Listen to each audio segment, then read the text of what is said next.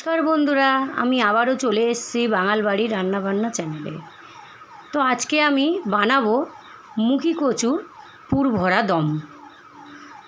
তো মুখি কচুর পুর ভরা দম বানাতে গেলে কি কি উপকরণ লাগে আপনারা দেখুন। তো দেখুন বন্ধুরা, এখানে বড় বড় সাইজের মুখি কচু কেটে ভিতরে শাঁসগুলো বের করে হালকা সেদ্ধ করে রাখা। এখানে আছে মুখি কচুর ওই মাঝখানের যে শাঁসটা সেটা সিদ্ধ করে রাখা। আর আছে এখানে চিংড়ি মাছ, এখানে আছে পোস্ত, কালো সর্ষে, চালমগজ, কাঁচা লঙ্কা আর নারিকেল কোড়া। এটাকে আমি পেস্ট করে নেব। আর এখানে আছে আদা রসুন কাঁচা লঙ্কা পেস্ট, গ্রেটারে গ্রেট করে রাখা পেঁয়াজ, আর এখানে আছে টমেটো গ্রেট করে রাখা।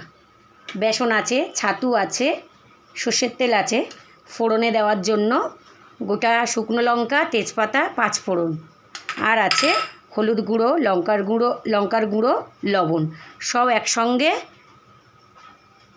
মাখিয়ে আমি মুখি কচুর পুর ভরা দম বানাবো।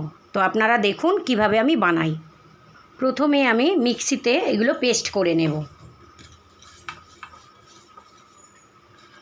এগুলোকে আমি পেস্ট করে নেব। দেখুন পেস্ট হয়ে গেছে। এবারে আমি গ্যাসের উপর কড়া বসাবো। চিংড়িতে আমি লবণ, হলুদ আর শুকনো লঙ্কার গুঁড়ো দিয়ে মেখে নেব। মাখা হয়ে গেছে। এবারে কড়াতে তেল দেব। কড়াতে তেল দিয়ে দিলাম। তেলটা গরম হয়ে গেলে চিংড়ি মাছগুলো ভেজে নেব। তেল গরম হয়ে গেছে, চিংড়ি মাছগুলো দিয়ে দেব।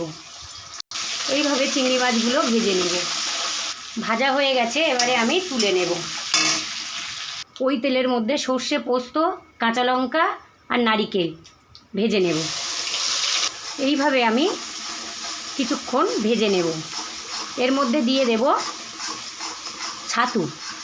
এর মধ্যে দিয়ে দিলাম অল্প করে ছাতু, 2 চামচ মতন। এবারে দেব লবণ। এবারে দেব হলুদ। আবারও আমি ওটাকে কষাতে থাকবো। এবারে দিয়ে দেব চিংড়ি মাছ ভাজা। এইভাবে আমি নাড়তে থাকবো। ছাতুটা দিলাম কেন? ছাতু দিলে তাড়াতাড়ি এটা পাক হয়ে যায় আর টেস্ট খুব সুন্দর হয়। এবারে আমি নামিয়ে নেব। হয়ে গেছে। তো দেখুন বন্ধুরা, পুরটা আমার রেডি হয়ে গেছে। এটা ততক্ষণ ঠান্ডা হবে। তার মধ্যে আমি বেসনের ব্যাটারটা গুলে নেব। কিছুটা বেসন নিয়ে নিয়েছি। এবারে এর মধ্যে লবণ আর হলুদ দিয়ে ভালো করে ব্যাটার করে নেব। তো এইভাবে আমি ব্যাটারটা গুলে নেব। দেখুন রেডি হয়ে গেছে। এবারে আমি মুখি কচুর মধ্যে পুরগুলো ভরে নেব। তো দেখুন বন্ধুরা, এইভাবে আমি সবগুলো পুর ভরে নেব। তো দেখুন বন্ধুরা, কড়া বসিয়ে দিয়েছি। এবারে আমি তেল দিয়ে দেব। তেলটা গরম হয়ে গেলে এই যে বানানো হয়ে গেছে মুখি কচুর পুর ভরা, তো এগুলো আমি বেসনের মধ্যে চুবিয়ে ভেজে নেব। তো দেখুন বন্ধুরা, এইভাবে আমি সবগুলো ভেজে নেব। এক পিঠ ভাজা হয়ে গেলে উল্টিয়ে দেব। তো দেখুন বন্ধুরা, এইভাবে আমি উল্টিয়ে দেব। ভাজা হয়ে গেলে তুলে নেব। আর বন্ধুরা, আমি বলতে ভুলে গেছিলাম, মুখি কচুর দম হয়ে গেলে নামানোর আগে সুকন্যার শাহি মশলা দিয়ে দেব। তো দেখুন বন্ধুরা, এইভাবে আমি সবগুলো ভেজে তুলে নিয়েছি। তো দেখুন বন্ধুরা, ওই তেলের মধ্যে এবারে ফোড়ন দিয়ে দেব। ফোড়ন দিয়ে দিলাম। এবারে দিয়ে দেব পেঁয়াজ আর টমেটো দিয়ে একটু কষিয়ে নেব। এবারে দিয়ে দেব আদা রসুন কাঁচা লঙ্কা পেস্ট 1.5 চামচ। আবারও কষিয়ে নেব। এবার এর মধ্যে দিয়ে দেব মুখি কচুর ভিতরে শাঁসটা দিয়ে আবারও কষাতে থাকব। এবারে দিয়ে দেব লবণ। এবারে দিয়ে দেব হলুদ গুঁড়ো, 1 চামচ হলুদ গুঁড়ো।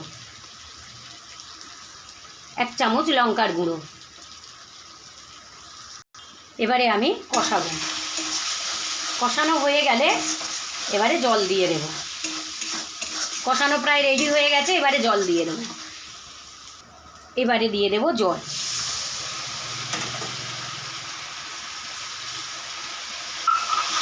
তরকারি ঝোলটা ফুটে উঠলে এবারে দিয়ে দেব মুখি কচুর পুর ভরা। দেখুন বন্ধুরা, ঝোলটা ফুটছে, এবারে আমি দিয়ে দেব মুখি কচুর পুরগুলো, পুর ভরা মুখি কচু। এবারে ফুটে উঠলে গুঁড়ো মশলা দিয়ে, শাহি মশলা দিয়ে নামিয়ে নেব। তো দেখুন বন্ধুরা, আমার হয়ে গেছে মুখি কচুর পুর ভরা দম। এবারে আমি ভাজা মশলা দিয়ে নামিয়ে নেব।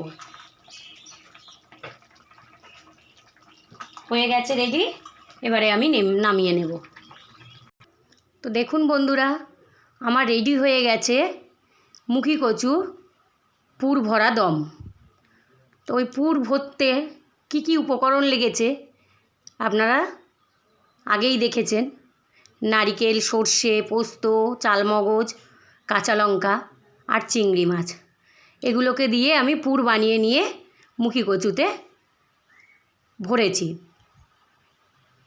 তারপরে সব রকম উপকরণ দিয়ে আমি মুখি কচুর দমটা বানিয়ে নিয়েছি। তো দেখুন, আপনাদের যদি ভালো লেগে থাকে তো আপনারা বাড়িতে এইভাবে বানিয়ে খেয়ে দেখুন, খুব ভালো লাগবে। আর যদি ভালো লাগে তাহলে লাইক, শেয়ার, কমেন্ট, সাবস্ক্রাইব করে দেবেন। আর এইভাবে বাড়িতে বানিয়ে খেয়ে দেখুন, অসাধারণ লাগবে। মাছ মাংস ফেলে রেখে এটা দিয়েই 1 থালা ভাত খাওয়া হয়ে যাবে। তো শুভ দুপুর।